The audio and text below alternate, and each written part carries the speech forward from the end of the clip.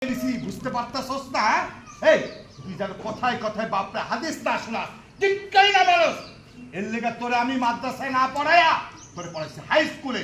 এখন তুই বাপরে টিক্কারি মানুষ, হাদিস শোনা সালাম দে না। আরে আপা তুমি আমার ভুল বুঝতেছো। আমি তোমার টিক্কারি মারতে যাবো কেন? আর রাস্তা দিয়ে আসার সময় আমি একটা ওয়াজ শুনছি, সেই ওয়াজটা বাড়িতে এসে তোমার একটু শোনাইলাম। হুদায় তুমি আমার ভুল বুঝতেছো। শোনো, হাদিসে কিন্তু উত্তেজিত হয়েছে, মানা আছে। সুন্দর সুন্দর খাবার খাইয়ালো, এত উত্তেজিত হইও না। খামো আগে তোর মতো কুলাঙ্গারের জুতা পিটা করলে তারপর খাবো। আয় খা।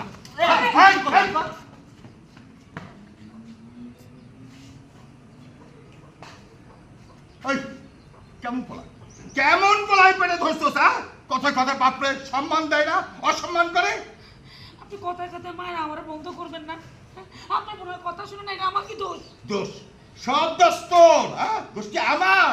আজকে দোষ কত প্রকার কি কি সব তোরে বুঝামু, বুঝছস? সংজ্ঞা সহ উদাহরণ সহ বুঝাই দেবো।